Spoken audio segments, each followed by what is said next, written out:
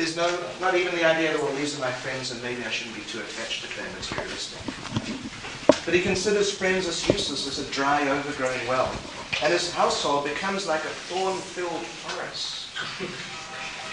Heavy blows. I don't know how that got here. Or maybe it's to do with food. Food becomes totally distasteful.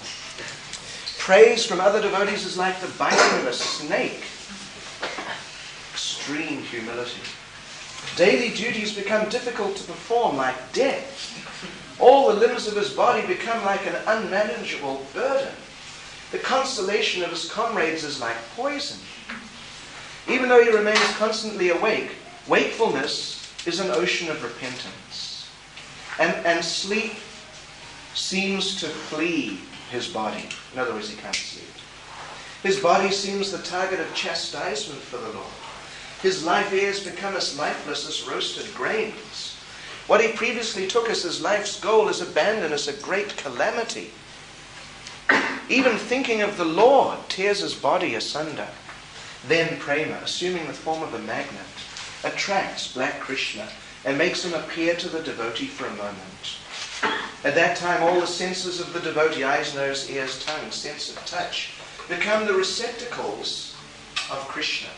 His beauty, fragrance, melody, youthfulness, tastiness, opulence, and mercy. From tasting the extreme sweetness and ever freshness of these qualities, a great longing, which at every moment increases, is born of the devotee because of his prema.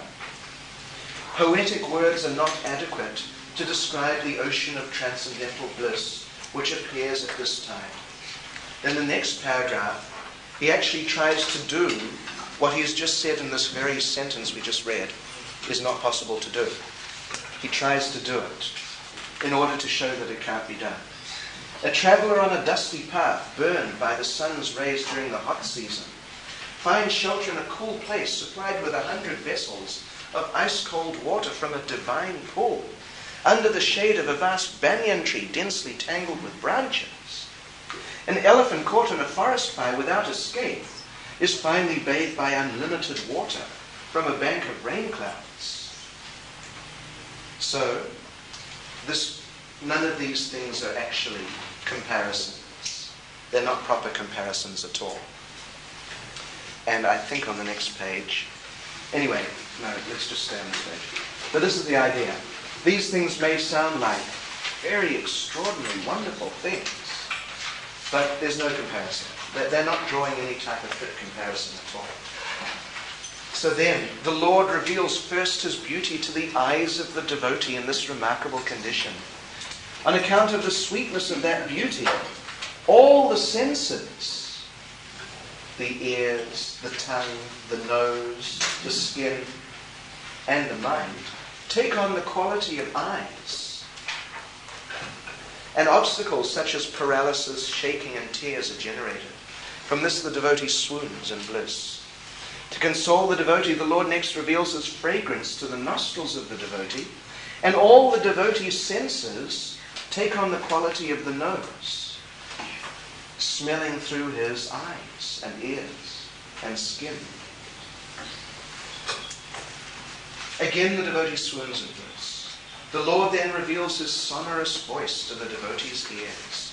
O my devotee, I'm under your control. Don't be overwhelmed, but fully satisfy your desire by relishing me. All the senses become like ears to hear. And for the third time the devotee faints. At the beginning of this faint, the Lord then mercifully gives the touch of his lotus feet, his hands and his breast to the devotee, and reveals his fresh youthfulness to the devotee. To those in the mood of servitude, he bestows his lotus feet on their heads. To those in the mood of friendship, he grasps their hands with his. To those in the mood of parental affection, he wipes away their tears with his own hand. For those in conjugal mood, he rewards them with his embrace, touching them with his hands and chest. Then all the devotee's senses take on the sense of touch, and the devotee faints for a fourth time in a deep swoon. So at the start of the swoon, the Lord then restores him by giving him the taste of his own lips. But this is only for those in conjugal rasa. And then the devotee's senses, at least if they're in the conjugal rasa, take on the sense of taste. And the devotee faints for a fifth time. This blissful swoon is so deep that the Lord can only revive him by giving his generosity. This Audarya, generosity, refers to the state in which simultaneously all of the Lord's qualities suddenly manifest themselves to the devotee's various senses. So as he said about Baba, what can you say? What can you say? So let's turn over to page 25 and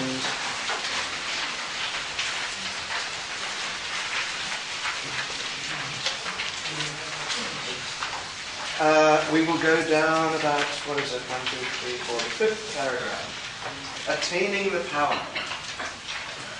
Attaining the power to taste completely the beauty, fragrance, etc. of the Lord, and tasting each one, the devotee ascends to higher and higher peaks of astonishing experience. His heart melts on incessant realization of the Lord's unheard of Bhakta Vatsalya. There's so much we could read, we didn't read. That this quality of Bhakta Vatsalya, the Lord, according to Srimad Bhagavatam, 1st Canto, chapter 18, I think verse 26 to 29, lists out many, many qualities of the Lord, such as he's truthful, clean, merciful, and so many things. But this one quality of being Bhakta Vatsalya, you know what that means? Affectionate to his devotees. On the level of prema, this overwhelms all his other qualities. The Lord, displaying his wonderful nature, says to the devotee, O best of devotees, many births you have given up, wife, house, and wealth for the sake of my service. You endured the miseries of cold, wind, hunger, thirst, and pain, tolerated the contempt of other men, taking to a life of begging. In payment for all your sacrifice, I cannot give you anything. I have become your debtor. Since lordship over the whole earth and the post of a demigod, all mystic powers are unsuitable for you, because you are transcendental for all these rather unimportant things. So how can I give them to you? One cannot give grass and straw, the enjoyment of cows, to a spiritual personality such as you.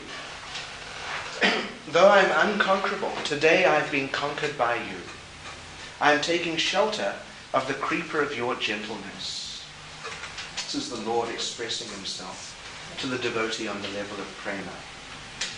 Then the next paragraph is the devotee replying very humbly and very nicely. Let's turn over to page 26. Well, this is what I was referring to regarding comparisons. The third line down, previously. Previously I compared your dark limbs to the monsoon cloud, to the blue water lily, and to the sapphire. Now they're very nice things. And I compared your limbs to those things. I compared your effulgent face to the moon, and your tender feet to newly sprouted leaves. Now, these analogies seem like a pile of burnt mustard seeds compared to a golden mountain, or like a chickpea in comparison to a touchstone, like a jackal in comparison to a lion, or a mosquito in comparison to Garuda. By my poor intelligence, I've clearly committed offense to you by comparing you to these things, although actually they seem like quite nice things. So then, next paragraph. In this way, the devotee praises the Lord, and the Lord becomes more pleased with the devotee. Then the Lord reveals all the favorable things necessary for the devotee's particular relation to the Lord, imbued with excellent rasa. Sri Vrindavan, the desire tree, the Mahayoga Peet, the most dear daughter of Vrishabhanu, Srimati Radharani in other words, her associates such as Lalita and her Manjaris, his own friends such as Subal, and so on. Next paragraph. recovering consciousness after some moments, because the devotee's gone into a trance. The devotee, anxious to see the Lord again, because the devotee just disappeared, opens his eyes, but not seeing the Lord, he begins crying. Was I merely dreaming? No, I wasn't dreaming, because I'm not feeling drowsy. Nor is there any, like you get this stuff in your eyes after you've been sleeping. Was I hallucinating? No, because a hallucination could never give real bliss. So in these ways, he's just wondering, what happened? Because it's so inconceivable. Then down to the bottom of the page, he begins to roll on the ground, breathe heavily, faint, and lose his mind. But then, suddenly seeing the Lord everywhere, he rejoices, embraces, laughs, dances and sings. But when the Lord disappears again, he becomes filled with remorse and weeps. Behaving in this way, he withdraws his very life symptoms and loses awareness of whether he has a body or not. Then, not aware that his material body has passed to the elements, he's left his body, he understands only that his desired Lord, the ocean of mercy, has manifested himself. So the Lord, engaging the devotee in his service, he is leading him to his own house. So the Lord has come and is leading him back to Godhead. Thus the devotee reaches the goal of life. Adoshadat sadhu sangatava janakriya tatonatana vrijisya tatonishtarachistata tata saktistato bhavas tata premavidam chati. First appears faith, then association with devotees, devotional activities, clearing of obstacles, steadiness, taste, attachment, bhava, and finally prema.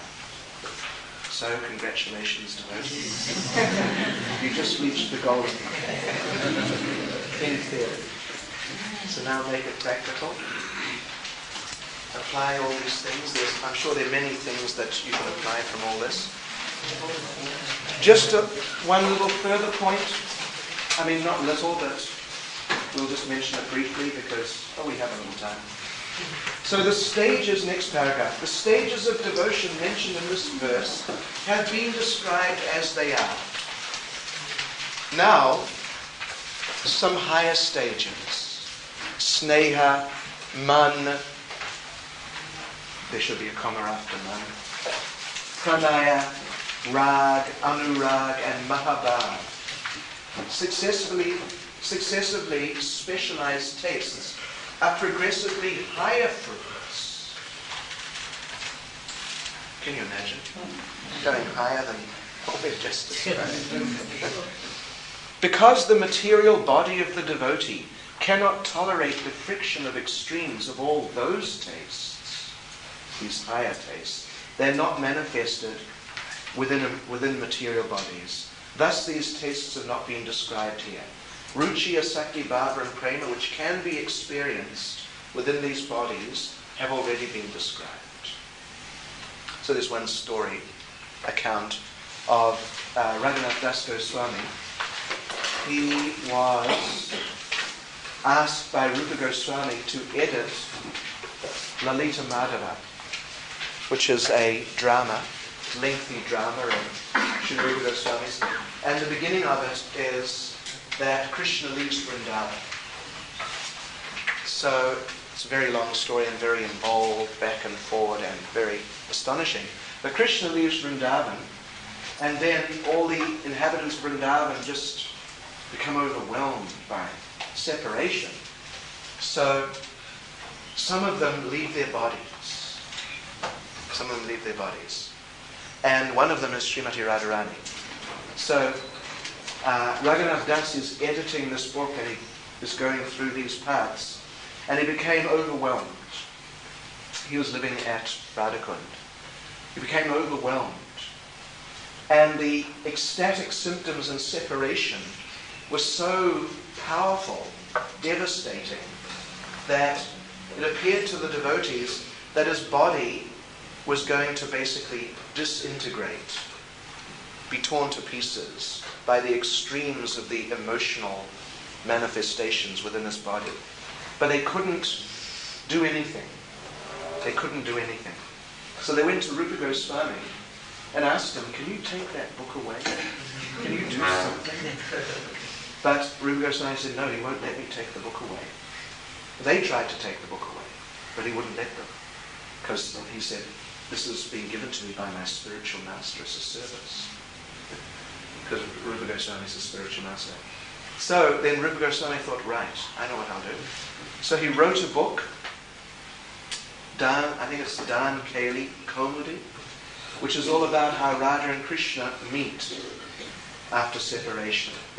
So then he went to Raghunath Das and told him, you know, there's some things in this Lalita Madhava I want to change. So, but I've got this other book here. So will you edit this other book and let me take back Lalita Madhava and do what I want on that? So of course, Raghunath Das was ready to do that. So then he got Dan Kali Komudi and he read about how Radha and Krishna were united again. And he became very happy. In this way his life was saved, actually. So these higher stages, because of course he's on higher stage, these higher stages cannot be tolerated by the material body. They're only manifest in people who are resident, or people who have spiritual bodies, at least, put it that way. So, all right. Any comments or questions? Full name of the book, Dan Kali Komudi. If I remember correctly, I'll check. Kaumudi. Maharaj, the devotees on the level of prema, who is attachment for Krishna is so intense. What is his association with other Vaishnavas? When he's so focused on Krishna, how does he relate with other Vaishnavas? Well, you see, on the level of prema means a heightened condition of bhava. And one of the vibhavas is the devotees. Yeah. So, it depends on him as a person. But it's not that in principle a person on the level of prema could be expected to be unable to relate with the devotees. Depending on how he's sort of in prema, in what way. Like Prabhupada, he was very easily able to relate with the devotees. And some others, like, say, Rupa Goswami and the 6 Goswamis, they were also, their moods would change, but they would generally at least associate together and be very happy together. That's why they're known as the 6 Goswamis, because they're a group. They stuck together. So, they would at least associate with those who are like-minded on the same level. Then again, you get others who are avadutas, and they just are in their own world. I was reading, there's this book, it was available in India, it's out of print now. Vamsidas Babaji, did any of you saw that book? Some of you saw that book? Vamsidas Babaji? He was an avadhuta.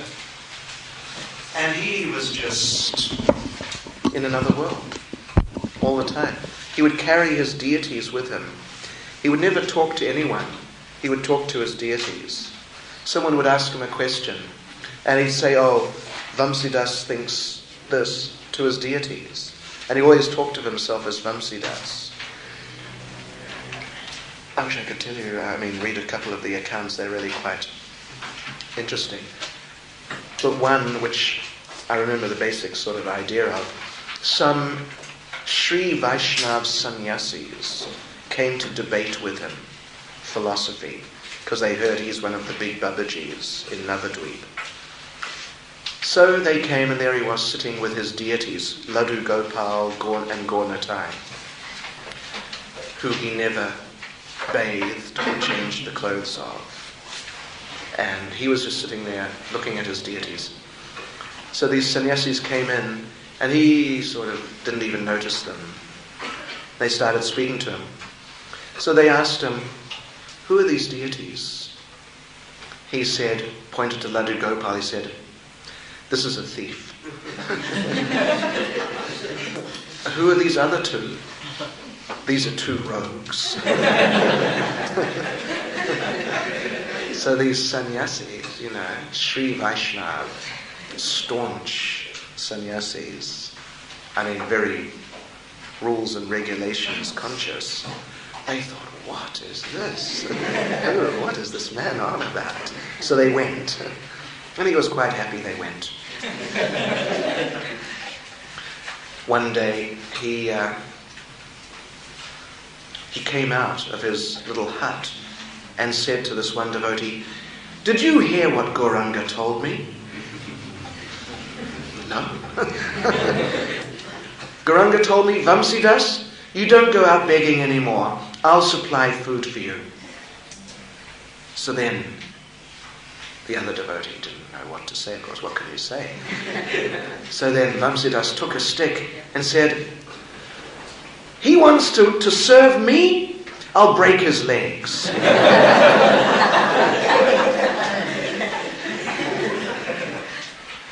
So, what can you say?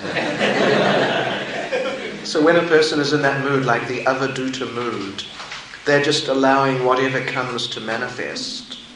Then they become completely otherworldly. Yeah, completely. Gaurkishore would sometimes do that, but not so much, not like Vamsidas Babaji, but sometimes he would. Once he was sitting, he had a little hut, literally like this, and he could lie down, so it might be 6 feet long by 1 meter wide and high enough for him to sit and chant in, with a little straw door or some flap or something. One man came to see him, and as soon as he saw the man coming, he closed the door. And the man asked his servant, "Can I have darshan of Babaji Maharaj?" or like that. Servant said, "I'll ask him." So he went and asked Gaurkishore. He said, "Tell him to give 2 rupees. So the man gave 2 rupees. The servant came and said he gave the 2 rupees. So Gaurkishore opened the door and said, "Here, look." And then closed the door.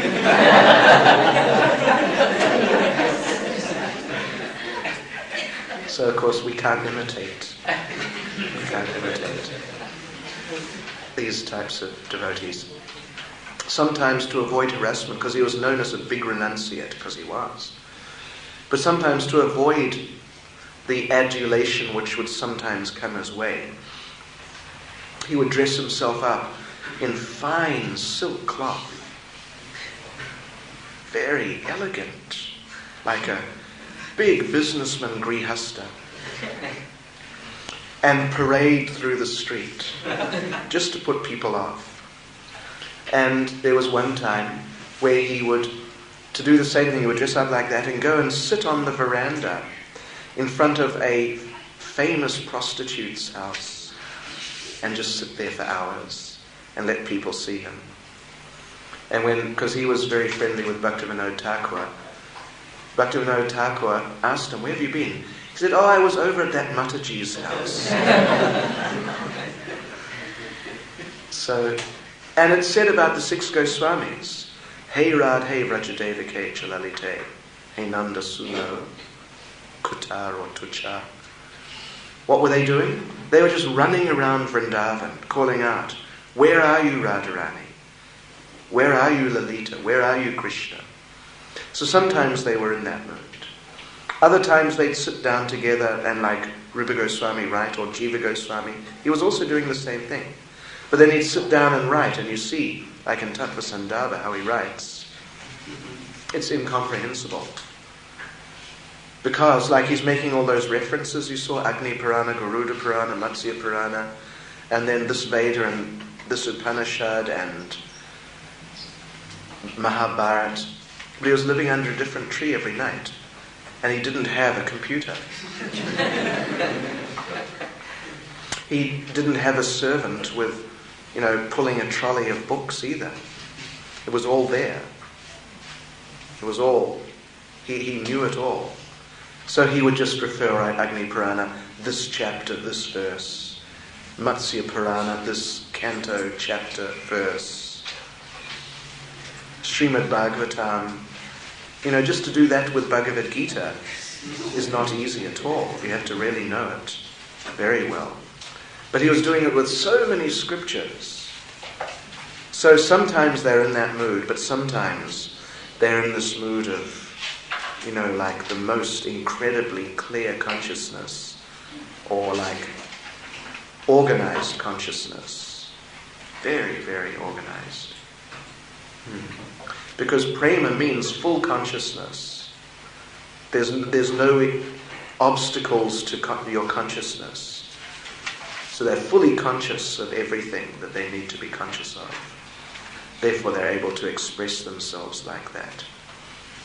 We may struggle to remember a verse which we've learnt, but everything's just flowing with them because they're on that level. Anyway, it's to a large extent indescribable. But the foundation is pure devotional service. Serving Krishna, cultivating pure devotional service. So any other comments or questions? Okay. So good luck with your exam tomorrow. Good luck with realizing all of this. I hope you succeed. Srila Prabhupada ki